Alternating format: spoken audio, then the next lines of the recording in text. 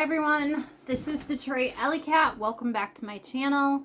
Today we're going to talk about something that's a little controversial. So we're going to talk about female family annihilators. One in particular, her name is Tiffanie Lucas. So this might be a bit much for some people that don't want to hear about violence to children or anything of that matter. So I'm just giving you a heads up. But without further ado, let's get spooky. Okay, so check this out. I don't have time to figure out the ins and out of the camera and how to make it look perfect and do the soft filter and all that stuff. So we're here. And also, I'm not going to be editing because I'm brand new to YouTube. I've been on here for a second, but then I disappeared for a while. So everything you get is raw, unfiltered, and ready to go. So if you do hear some interruptions, I apologize, but we'll just move past it.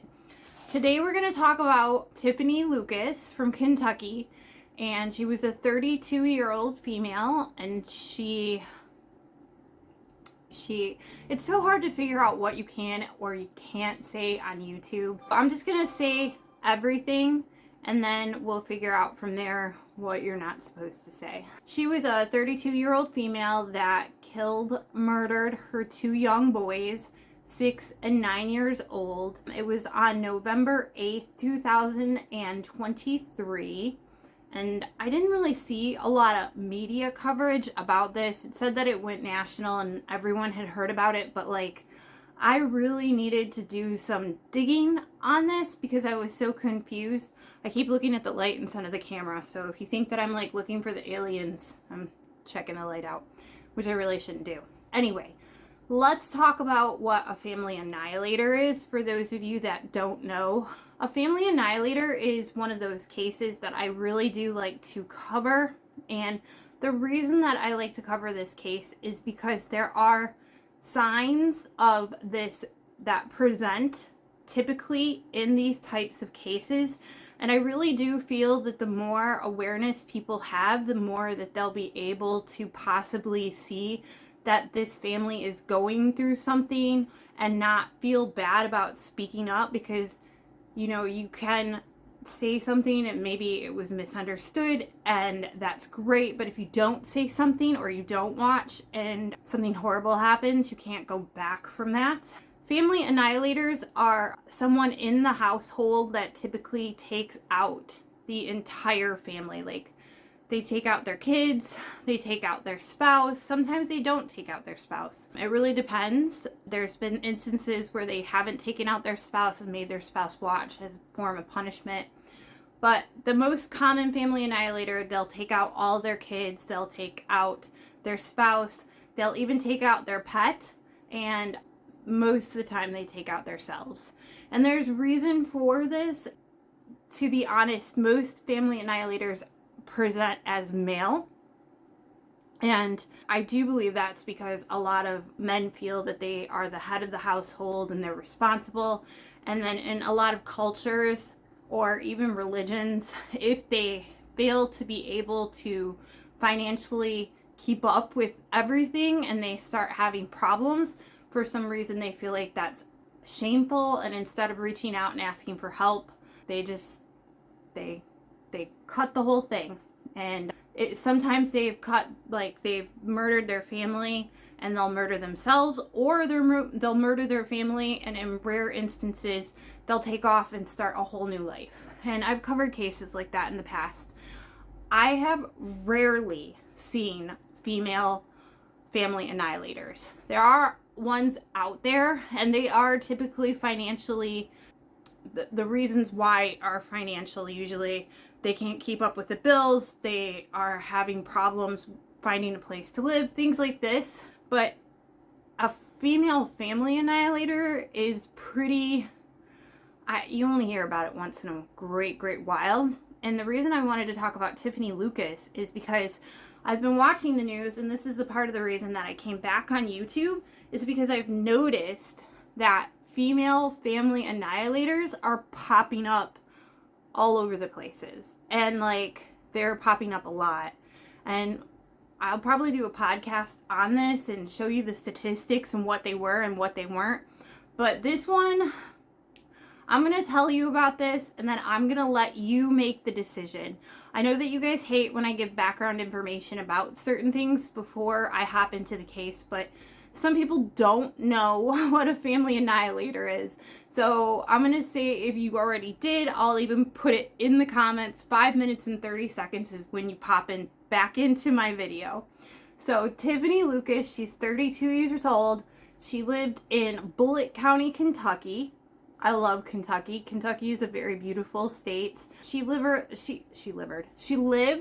in a city called Shepardsville, Kentucky. And like I said, the incident happened on the early morning of November 8th, 2023. She had 2 sons. She had a 6-year-old named Maurice.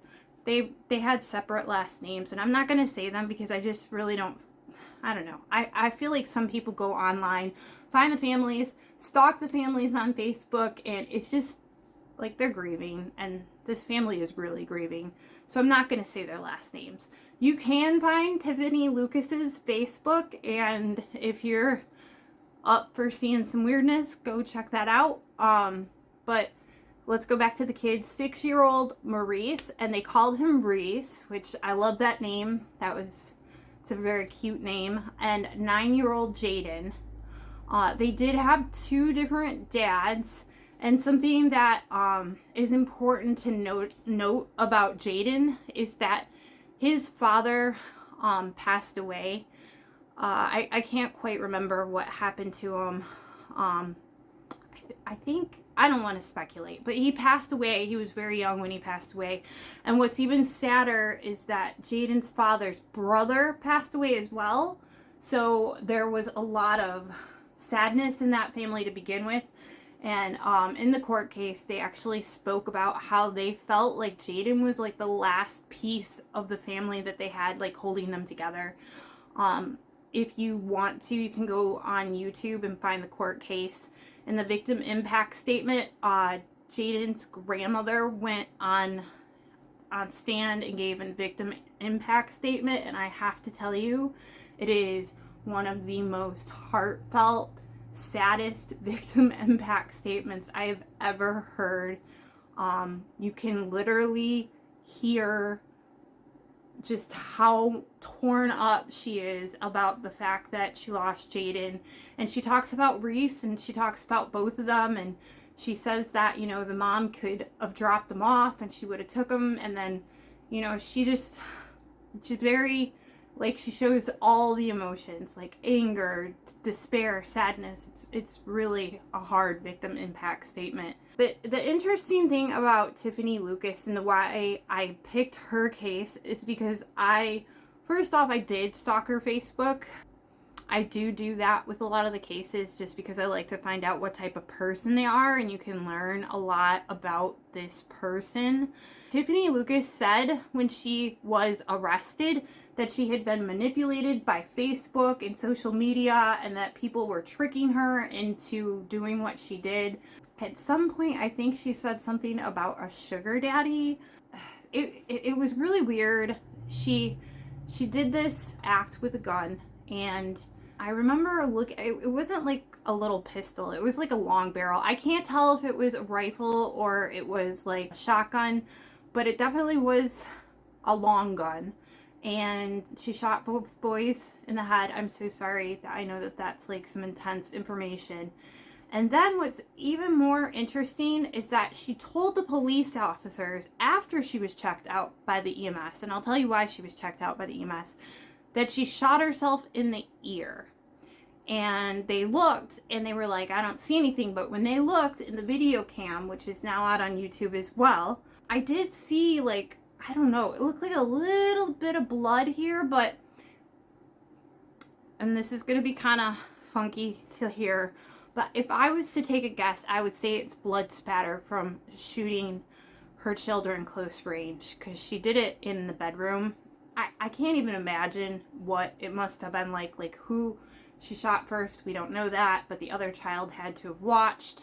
That is really just a horrific thought of what those children went through. Back to her Facebook. There were some things that I want to mention about her Facebook, But before we do that, I'm going to tell you, I guess I'll tell you how they found the whole situation. So Tiffanie committed the act, and she went to her neighbor's house, and her neighbor, she like started screaming, the babies are dying, and then she laid down on the ground on her stomach, and the neighbor found her, and she was on her stomach in the driveway.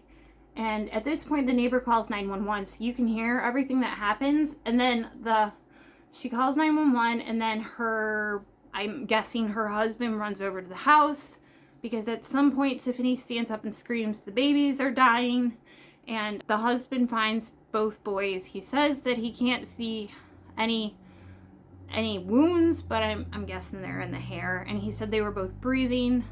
The police arrive. You actually watch them go in the house, get the boys, take the boys to the hospital, and the boys actually passed away at the hospital. And then you see the video cam of them going and talking to Tiffanie. And the first thing that caught my eye is that she peed herself on the ground. And this woman, there's not really a lot of ways I can explain this, but she was a well manicured type woman. She had a little lip filler. Her makeup was always on point. She was an attractive woman. So for her to be on the ground peeing herself, I just feel like I think there was something wrong. And, like, a lot of people hate when you say that, like, a killer had some kind of mental disorder or something was wrong with them. But, like, let us be honest. If someone has murdered someone, there is something wrong. There's something wrong. Most people don't go out and just murder people. And self-defense is one thing, but like just to murder someone, your children, or hurt animals, there's something wrong with you. Like, you cannot dispute that. But so Tiffany's laying on the ground. The police officer, he gets her up, he gets her checked out, and at this point, she's just got this look on her face, and she looks really out of it. Like, she's not answering questions. She's just staring like dead eyes. I did do some digging, and I listened to what the family said on stand, and they said that she had a meth problem and an opioid problem. I can't tell you if that's true, because the police did not do a toxicology report on her. And I just want to say, like, Shepardsville, Kentucky, like, you gonna do a toxicology report? I mean, why not? Anyway, I'm just curious. But I'm not gonna, yeah, I'm totally judging, so I might as well not say that I am. She looked messed up. So they get her to the police station. After they check her out, they decide that nothing's wrong with her. All her vitals are fine. And she's seeing some really crazy stuff. Like, the police officer's phone goes off, and she's like, why does it keep going off when you're around me? And it's like not coherent, And then she tells him that she shot herself in the ear, and I don't know. Like, I don't know. You watch, you look it up, you tell me what you think. Let's talk about her Facebook, because this is something that I wanna go through, because this is another reason I was curious about her. So I looked at her Facebook, and from the get, she just gives me these vibes. I don't want to be judgy, but like, you could just, she just looks like, see what I mean about raw and unfiltered? I would say it gives you Kim Kardashian vibes without the money. So that's a good way to put it, right? I don't think that, yeah. So she's like that. Like, she looks like so well manicured and so put together, and like, it really does. I've had friends like this. I've known people, not friends, like this, and unfortunately, I'm not going to say all attractive women are like this, because that's not true, but like, she gives soft sex industry vibes, and I don't like saying that because that's very judgy, but like, she does. She gives them off. Like, there's something about it. And you later do find out that, I guess, she was allegedly participating in prostitution and had a sugar daddy. She talks about it on her Facebook. And also on her Facebook, she does something that's very strange to me. I guess it's called blackfish. I never even heard of this term before 5 years ago. And it's actually Kim Kardashian that I found out about that term, which I'm pretty sure Kim Kardashian is Armenian, so I don't know if she can blackfish considering that she is not a white culture. I don't know. That's a whole nother topic. But this girl, I'm going to assume she's white. She looks very white. In her Facebook pictures, she uses this filter and she makes herself look black.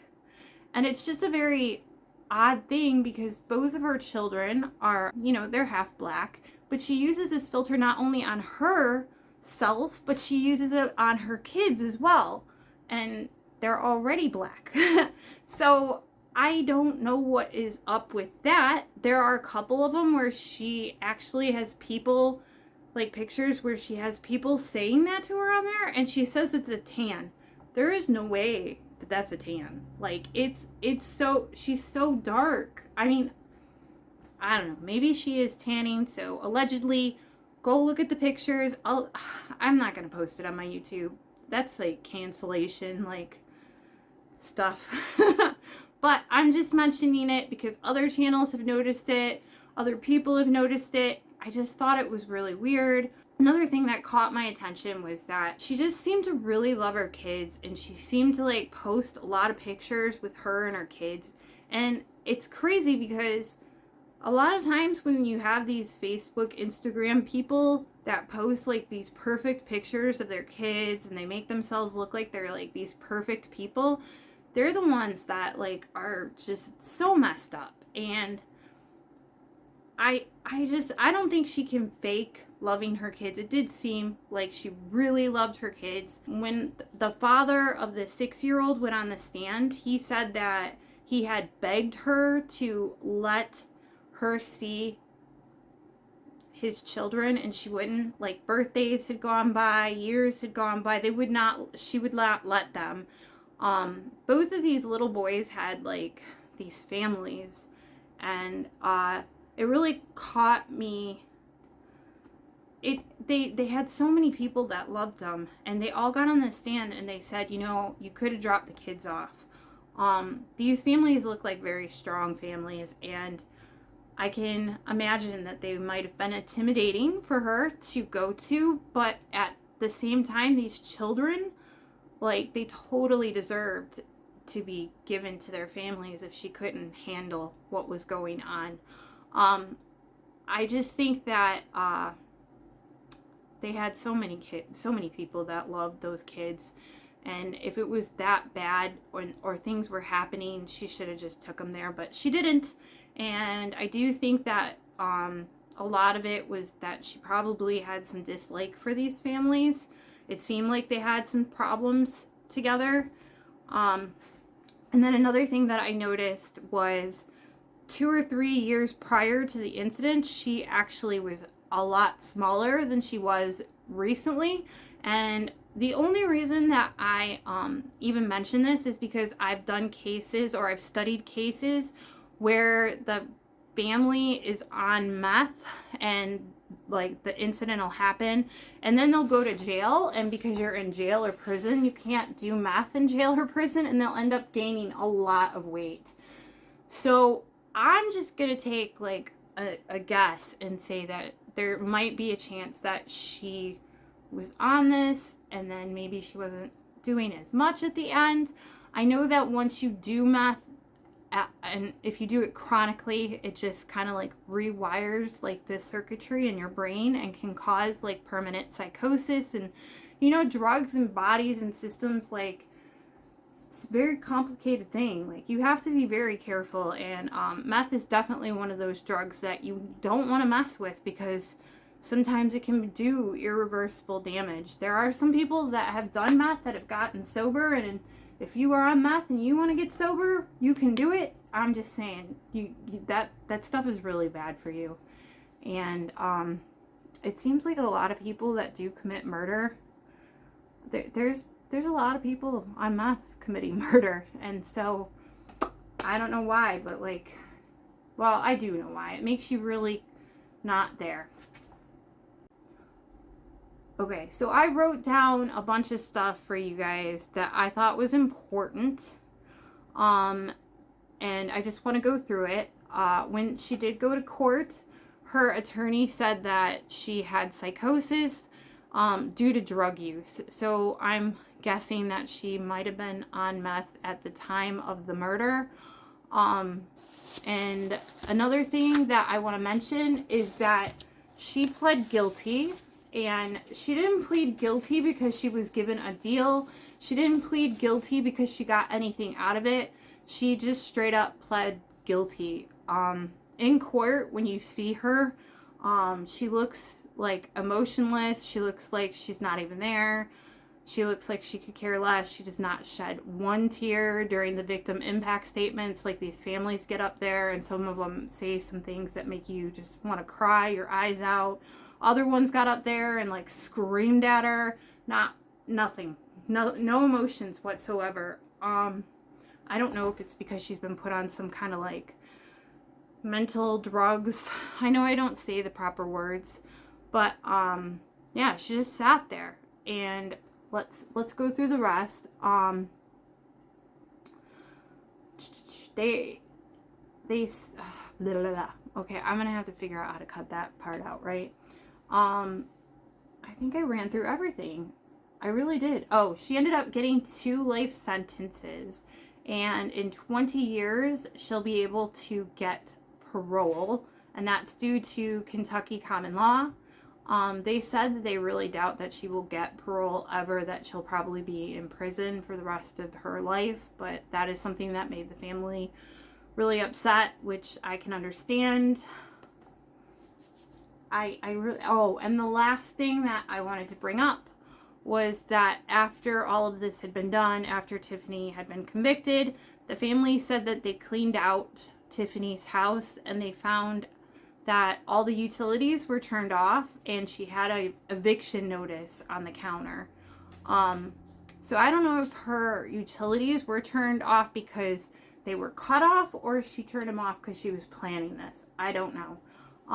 The eviction notice would probably align up with the financial situation I said about family annihilators. And it looks like Tiffanie was just facing a lot of things. And then instead of reaching out and asking for help, she just decided that she was going to take her family out. And maybe she tried to shoot herself. And if she did have a long gun, that would be typically, I mean, you don't shoot yourself in your ear. You shoot yourself a different way. I think she could have chickened out. I think, I don't know. I don't know what happened.